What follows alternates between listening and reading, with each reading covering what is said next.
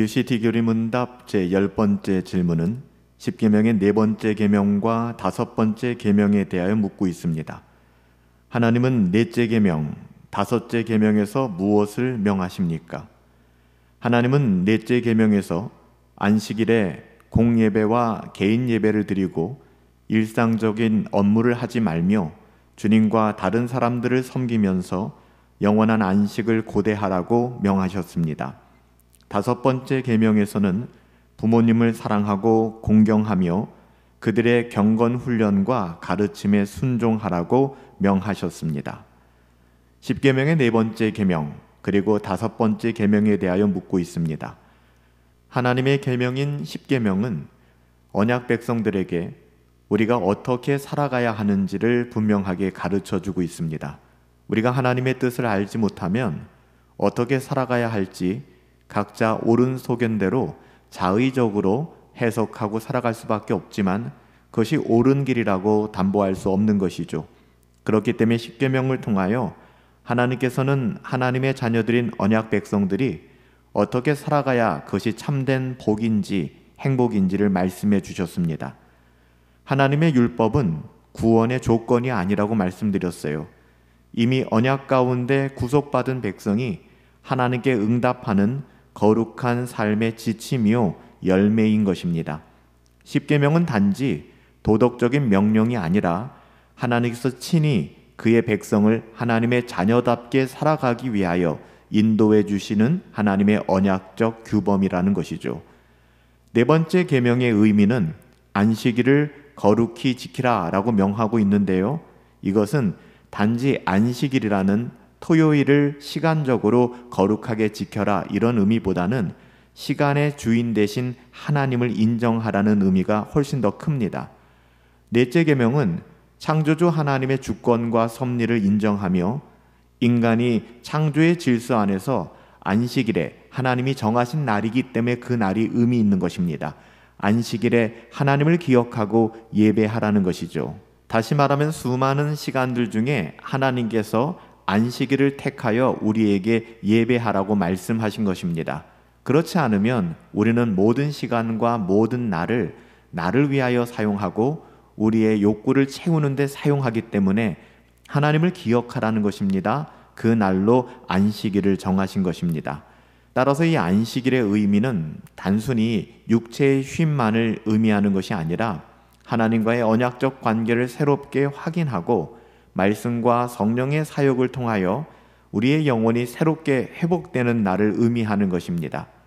또한 이 날에 우리가 해야 될 것은 공적인 예배를 드리는 것인데요. 공적 예배를 통하여 성도가 함께 모여 하나님의 은혜를 맛보는 언약의 자리인 것이고 또한 개인적인 경건 생활을 통해서 그 은혜가 일상 속으로 흘러가도록 돕는 수단으로 우리가 개인 경건 생활을 유지해야 되는 것입니다. 그러니까 우리가 매일의 삶 속에서 주어진 공적인 예배뿐만 아니라 개인적인 경건 생활은 이 공적 예배를 통해서 주신 하나님의 은혜를 우리의 삶의 일상으로 흘러가도록 돕는 수단으로서 우리가 사용하라는 것이죠. 하나님은 성도의 예배를 통해 말씀으로 우리를 다스려 주시고 또한 우리가 매달 첫째 주에 하는 이 성례를 통하여 은혜를 확증하여 주십니다. 또한 기도를 통하여 친밀한 교제를 나누게 하시죠. 말씀과 성례와 기도는 은혜의 방편이 되지 않습니까? 은혜의 통로가 되는 것입니다. 또한 이날은 종말론적으로 그리스도 안에서 완성될 영원한 안식을 바라보게 하는 예표가 됩니다.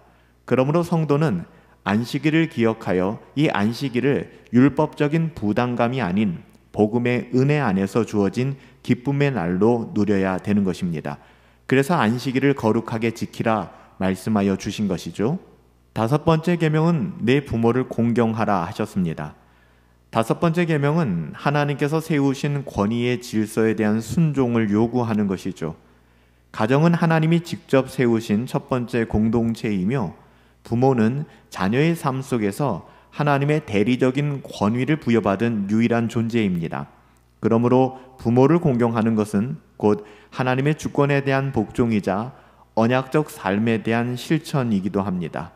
따라서 이 계명은 단순히 어린 자녀의 순종을 넘어서 우리의 전 생애를 아우르는 공경과 책임을 포함하고 있는 거예요. 자녀들은 부모의 경건한 훈계에 귀를 기울여야 하고요. 또한 부모의 노년에도 우리가 물질적인 돌봄과 정서적인 지지를 아끼지 않아야 한다는 것이죠. 또한 이 계명은 부모에게도 암묵적인 책임을 부여하는 것이죠. 부모는 자녀들을 하나님의 말씀으로 양육하며 신앙의 유산을 물려주는 언약의 전달자로서 살아가야 한다는 것입니다. 언약 백성으로서의 이 계명들, 우리는 하나님의 자녀로서 이 계명들을 삶 속에서 어떻게 실천할 수 있을까요? 첫째, 안식일을 단지 휴식일이나 교회 가는 날 정도로 여겨서는 안 됩니다. 하나님이 정한 거룩한 날로 받아들여야 합니다. 하나님의 주권을 인정해야 되고요. 우리 시간의 주인이 하나님이심을 인정해야 됩니다. 이 날은 복음을 다시 붙들고 말씀과 성례 그리고 기도 속에서 하나님의 은혜를 깊이 경험하는 날이어야 합니다. 나아가 안식일은 우리의 시간과 우리의 삶이 전적으로 하나님의 주권 아래에 있다는 것을 고백하는 시간이기도 합니다. 그런 개념이에요.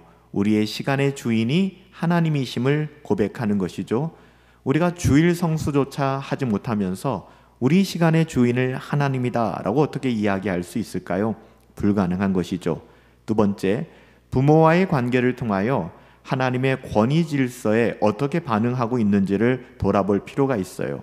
특히 현대사회의 개인주의는 이 계명을 가볍게 여기게 만들지만 우리 하나님의 자녀들은 이 속에서도 부모를 공경하며 하나님의 통치를 삶에서 드러내야 될 책임이 있다는 것입니다. 부모님이 날이 갈수록 쇠약해지고 연약해지지만 또 실수도 많이 하실 수 있지만 그 위에 있는 하나님의 뜻을 바라보며 부모님의 말씀에 순종하고 공경하는 태도를 잃어서는 안 되는 것입니다. 물론 여기서 조건이 있죠. 아무리 부모님의 권위라 할지라도 하나님의 권위를 침해하거나 경건하게 살아가려고 하는 신자의 삶을 방해한다면, 억압한다면 우리는 그 말에 순종할 수 없는 것이죠. 육신의 부모님의 권위보다 하나님의 권위와 말씀의 권위가 훨씬 더 높기 때문입니다. 이 계명들은 모두가 한결같이 그리스도 안에서 이미 완성된 율법의 영광을 바라보게 하죠. 우리의 순종은 구원의 조건이 아니라고 말씀드렸습니다. 하나님이 우리를 구속하신 은혜에 대한 응답이며 열매인 것입니다. 그러므로 억지나 공로가 아닌 감사와 기쁨으로 이 하나님의 계명들, 율법의 계명들을 지켜나아갈 때 성령 하나님께서 우리의 삶 가운데 그 열매를 맺게 하여 주실 것입니다. 오늘은 특별히 10계명의 네 번째 계명과 다섯 번째 계명이 무엇을 명하고 있는지, 하나님은 넷째 계명에서 안식일에 공예배와 개인 예배를 드리고 일상적인 업무를 하지 말며 주님과 다른 사람들을 섬기면서 영원한 안식을 고대하라, 소망하라고 명하셨습니다. 다섯 번째 계명에서는 부모님을 사랑하고 공경하며 그들의 경건 훈련과 가르침에 순종하라고 명하셨고요. 우리가 유추해 볼 때 그렇다면 부모들은 자녀들에게 어떻게 해야 될까? 하나님의 말씀과 신앙의 유산을 남겨주어야 한다라는 것도 생각해 볼 수가 있습니다. 살아계신 아버지 하나님, 10계명의 네 번째 계명과 다섯 번째 계명을 통하여 안식일을 어떻게 지켜야 될 것이고 시간의 주인 되신 하나님을 어떻게 예배해야 될 것인가 우리에게 분명히 알려주시니 감사합니다. 더불어 우리가 어떻게 부모님을 공경해야 되는지 하나님께서 분명히 말씀하여 주시니 감사합니다. 부모님들을 통한 경건의 훈련과 가르침에 순종하게 하시고 부모된 우리 역시 경건의 훈련과 가르침을 자녀들에게 유산으로 남겨줄 수 있도록 은혜 내리어 주시옵소서. 하나님의 율법은 구원의 조건이 아니라 은혜 받은 하나님의 자녀들의 하나님의 자녀다운 합당한 삶임을 믿습니다. 하나님의 자녀다운 삶을 통하여 하나님께 영광을 돌려드리고 복된 인생 살아갈 수 있도록 은혜 더하여 주옵소서. 예수님의 이름으로 기도하옵나이다. 아멘.